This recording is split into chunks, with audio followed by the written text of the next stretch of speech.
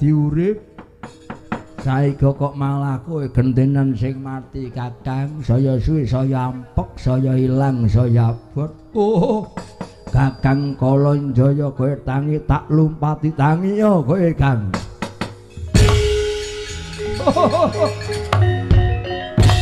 hey hey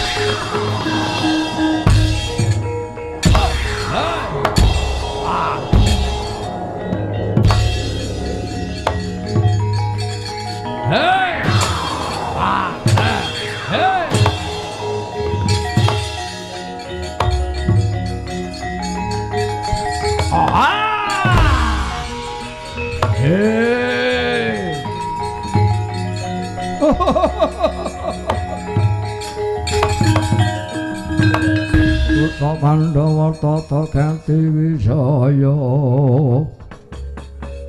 Indriaksa Sara Maruta Pawana Bana Margana adalah adikku di Kalontaka Kakang Kalonjaya piye Nerpati Basukarna tak ketak kontak mbuh ana ngendi tibane lancur-lancur ngamarta kabeh padha mingkat mung kari doyak goleki Dewi Kunthi doyak ayo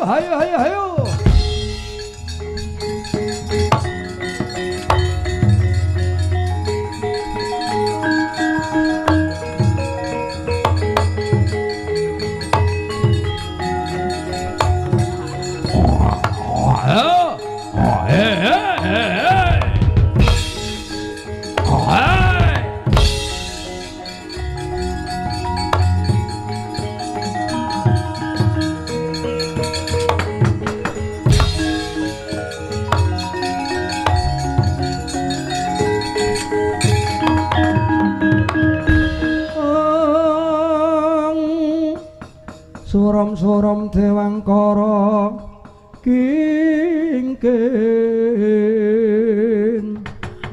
lir manguswa kang layon denya ilang mamanise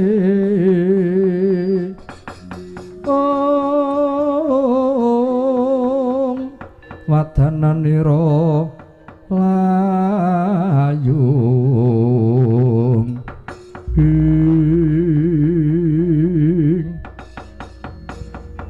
Dewi Kunthi ya Dewi Prita tawang-tawang tangis oncat saking negari Ngastina rumangsa kenyonyok penggalipun awit den undhamana dening Prabu Duryudana sedhakep astanipun gendhong tias wigena cipta ninggali amung nedya muktekaken ingkang putra para Pandhawa mure saged nglenggahi ing negari Ngastina mangkono kasurang-surang gesangipun kalunta-lunta Papariman Ngulandara manjing wonten sak tengahing wanaga ngliwang-liwung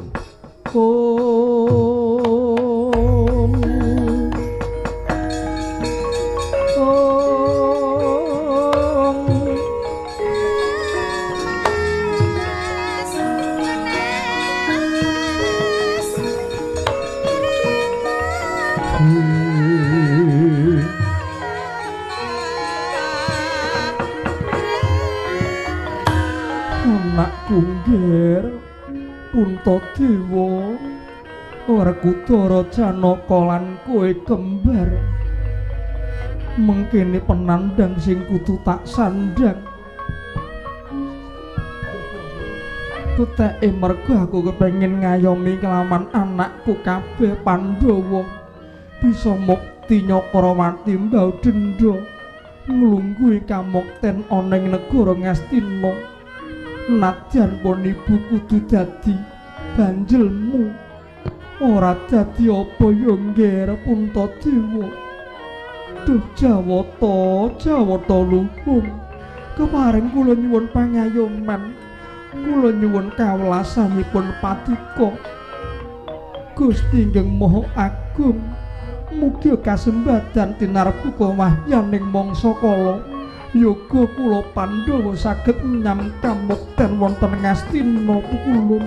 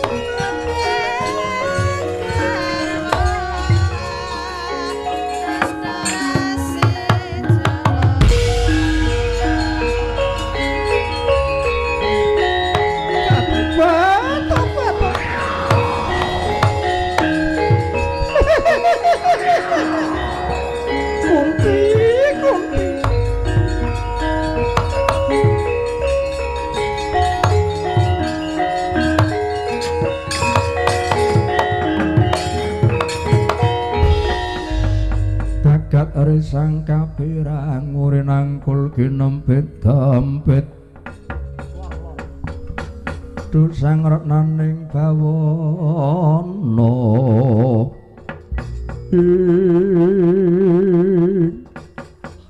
batobat samage selikur dina layak to layak mulane dadi tintrim jroning kayuwangan Dandang Manguri. Merga pakartune Kunthi Nalibrata kowe sedih, kowe tawang-tawang tangis, kowe kok ninggalke Ngamarta Papariman Ngulandara manjing ana sak tengeng alas gong liwang-liwung.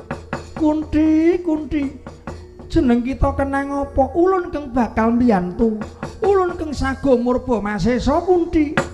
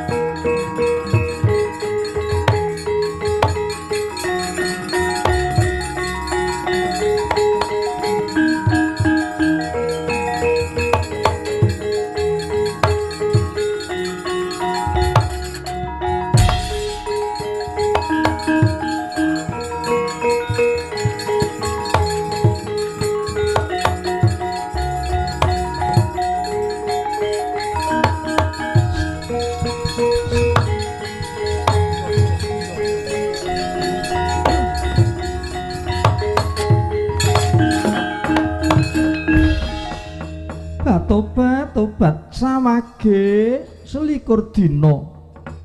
Ayo kaget ulun ingkang mrepeki jeneng kita Kunthi Nalibrata. Aja sedih, aja tangisan. Apa darunane dene jeneng kita kok mapan ana sak tengah alas Kunthi? Kula tingali Paduka Pukulun Bathari Durga ingkang mrepeki dhateng gesang kula Pukulun. Pangabekti kula mawon tumugi konjuk sandhaping pepodo Pukulun. Ya wis ulun tampa Kunthi, wis ulun tampa. Pangestu ulun maragake tampanana. Sanget anggen kula mundi paring pangestu Paduka Pukulun. Apa darunane jeneng kita? Kok tawang-tawang tangis Kunthi? Waleh-waleh menapa duh Pukulun labet anggen kula. labet anggen kula mrihatosaken yoga kula para Pandhawa. Kepengin sanget kula nyuwun mangsuling praja negari Ngastina. Hewa semanten dipun kukui dening yoga kula pun Duryudana. Malah mboten namung menika Ngundamana. Kula dipun cutat kados dene wercit cacing. Kula dipun getak kados dene peksida pukulun ngantos mboten kajen karingan gesang kula pukulun.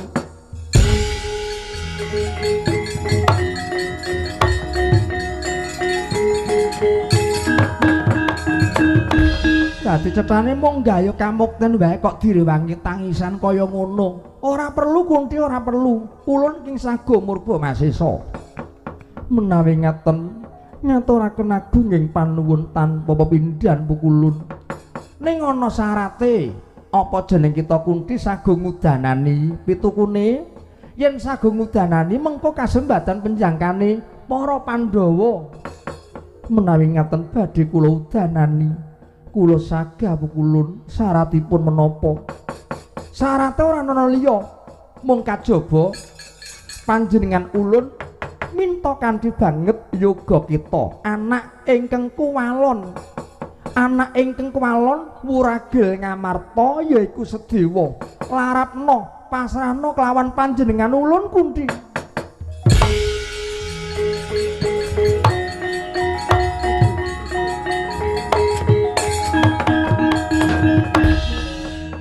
Kepareng paduka kula kedah ngaturaken yoga kula pun Sedewa.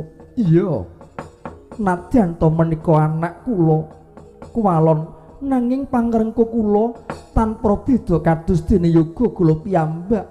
Lajeng kepareng paduka kados pundi kula nglarapaken yoga kula pun Sedewa.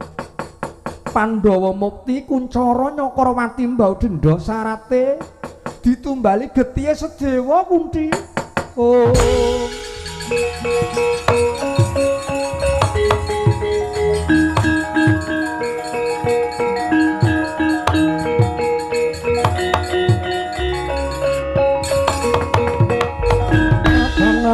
Layung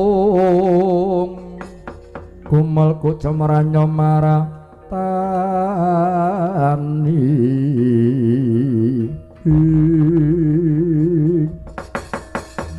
nyuwun pangapunten pukulun. Bedah menapa Puntadewa sakadang mukti Nyakrawati. Anak turun kula saged mukti Jayeng Bawana. Yen mawi kedah bebanten tumbalipun yoga kula pun Sedewa trimah mboten kemawon pukulun. Katobat.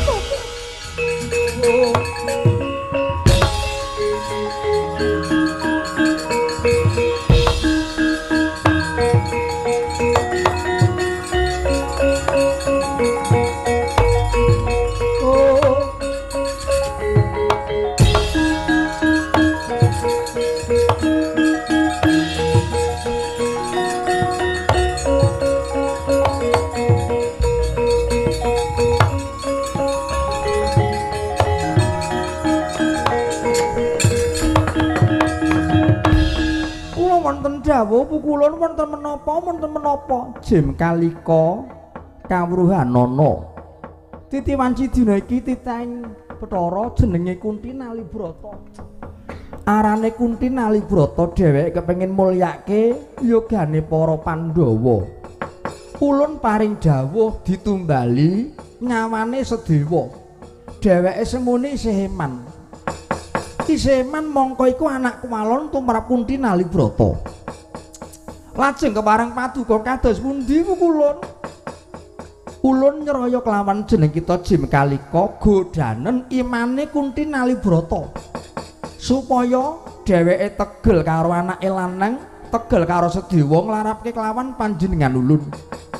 Kanthi cara Jim Kalika manjinga ana ragane Kunti Nalibrata supaya seringate beda Jim Kalika.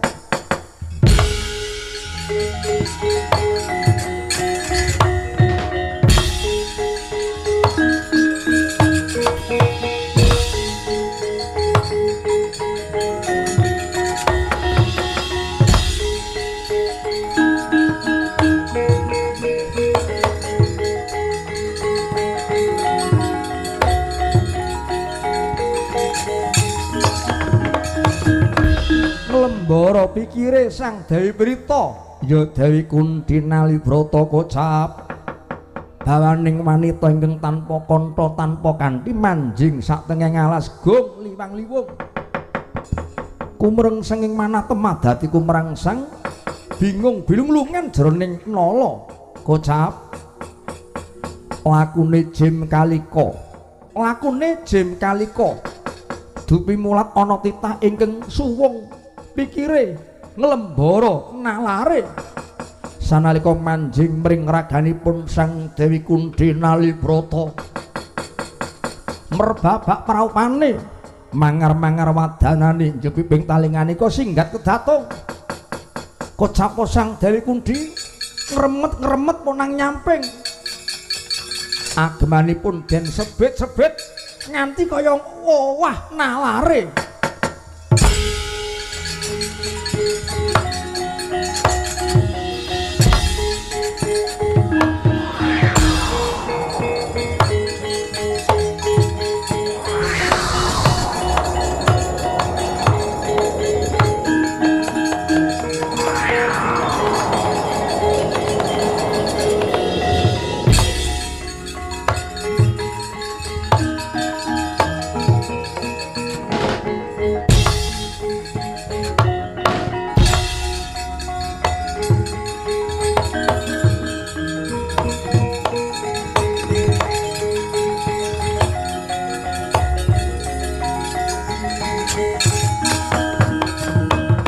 Dakare sang kapirang nguri nangkul ginempit gempit dosang reknaning bawana ya tukang malang ati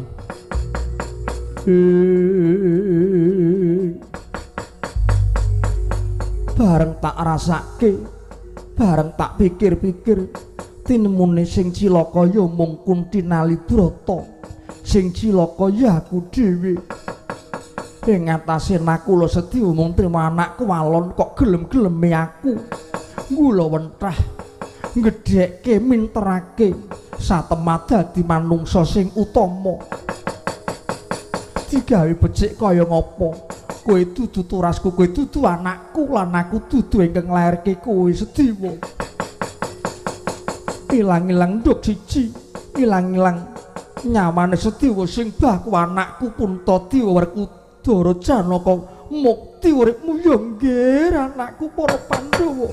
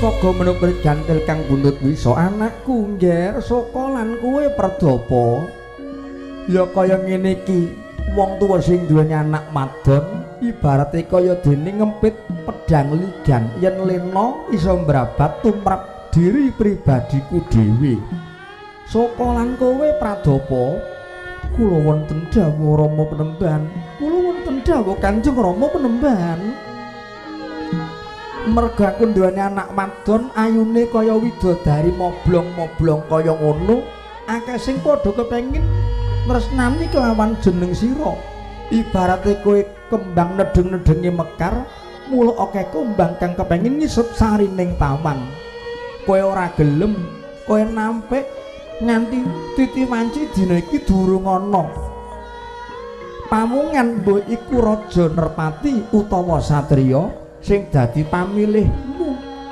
saka lan kowe Pradapa njur kowe arep milih sing kaya ngapa kowe arep ngenteni sing kaya ngapa aku iki wis tuwa jempong pira jambul umanem aku kepengin banget duwe mantu lan kepengin mondhong putu ngudang karo putu lah nek kaya ngono ora ana mantese sesuk yen pun bapa wis murut kasidan jati ora wurung kowe ora ketunggon karo pun bapa apa kelakon kowe momong enak ning kowe wis ora duweni wong tuwa saka Pradapa karepmu piye kowe nggih